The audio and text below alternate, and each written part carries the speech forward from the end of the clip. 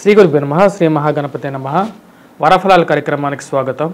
మే 5 నుంచి మే 11వ తారీఖు వరకు చంద్రమాను అనుసరించి గోచార రీత్యా ఈ వారం ద్వాదశ రాశుల వారికి ఎలా ఉండబోతుందని చూద్దాం. తదుపరి రాశి వచ్చేటప్పటికి కుంభరాశి. కుంభరాశి వారికి ఈ వారం ఎలా ఉంది అనేది చూద్దాం. కుంభరాశి వారికి వచ్చేటప్పటికి మనం గమనించినట్లయితే రవి యొక్క అనుకూలత అనేది వారికి బాగా యోగిస్తున్నది. రవి తృతీయంలో సంచారం చేస్తున్నప్పుడు ఈ రాశి వారికి అనుకూలమైనటువంటి ఫలితాలు ఎక్కువగా పొందగలుగుతారు. జన్మరాశిలో సంచారం చేస్తున్నటువంటి శని వచ్చేటప్పటికి వీరికి ముఖ్యంగా శని ఎప్పుడైతే జన్మరాశిలో సంచారం చేస్తుంటాడో ఆరోగ్యపరంగా కొద్దిగా ప్రభావితం అనేది ఎక్కువగా చూపిస్తూ ఉంటాడు.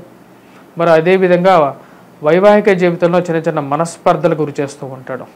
భార్యాభర్తల మధ్య పరపత్యాలు అనేది ఎక్కువగా ఉంటూ ఉంటాయి. మరియు ధన సంబంధితమైన విషయాలు ఎక్కువగా ఖర్చు అనేది ఉంటుంది. కుంభరాశి వారికి కొంచెం ప్రతికూలమైనటువంటి ఫలితాలు ఉన్నప్పటికీ కూడా ఈ వారం అనుకూలమైనటువంటి ఫలితాలుగానే చెప్పొచ్చు. ఎందుకంటే రవి తృతీయంలో సంచారం చేస్తున్నప్పుడు పేరు ప్రఖ్యాతలు రావడం, ప్రయాణ సంబంధితమైన విషయాల్లో అనుకూలంగా ఉండటం అనేది జరుగుతుంది. దూర ప్రాంత ప్రయాణం అనేది అనుకూలించే విధంగా ఉంది. ఎందుకంటే తృతీయంలో రవి ఉన్నాడు కాబట్టి సంఘంలో గౌరవము గుర్తింపు పొందగలుగుతారు. చతుర్థులకి గురుగ్రహ సంచారం అనేది మే 1వ తారీఖు నుంచి జరుగుతున్నది కాబట్టి ఈ యొక్క విషయంలో వచ్చినప్పటికీ కొంచెం మిశ్రమమైనటువంటి ఫలితాలుగానే చెప్పచ్చు. ఎందుకంటే గురువు చతుర్థంలో ఉన్నప్పుడు పూర్తి అనుకూలమైనటువంటి ఫలితాలు ఇవ్వలేడు. ఎందుకంటే పంచమంలోనూ కొన్ని స్థలాల్లోనూ ఎక్కువగా ఫలితాలు ఎక్కువగా ఇవ్వగలుగుతాడు అన్నమాట. ముఖ్యంగా ఆరోగ్యపరంగా కొంచెం స్వస్థతను ఇవ్వగలుగుతాడు ఈ యొక్క రాశి వారికి. మరియు అదేవిధంగా ఈ రాశి వారికి మనం గమనించినట్లయితే ఈ యొక్క వారం ప్రథమం కన్నా వారాంతంలోనే కొంచెం అనుకూలత అనేది ఎక్కువగా ఉండే విధంగా ఉంటుంది. అనుకున్న పనిని అనుకున్నట్లుగా చేయాలి అని చెప్పి ముందుకు వెళ్ళటం అనేది జరుగుతుంది. జీవిత భాగస్వామి ఆరోగ్య సంబంధితమైన విషయాల్లో తగు జాగ్రత్త అవసరం.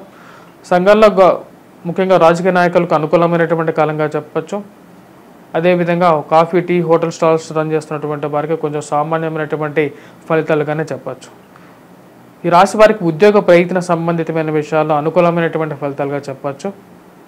ఓవరాల్గా వచ్చేటప్పటికి ఈ వారం వీరికి సానుకూలంగా ఉంది. విద్యార్థులకు వచ్చేటప్పటికి గురుగ్రహ అనుకూలత అనేది తక్కువగా ఉంది. అదేవిధంగా ఏలినాటి శని ప్రభావం అనేది ఉంది. ధనస్థానంలో రాహు కూడా అనుకూలంగా లేడు కాబట్టి రాశివారు కొద్దిగా కష్టపడి చదవవలసినటువంటి ముఖ్యమైనటువంటి సూచన.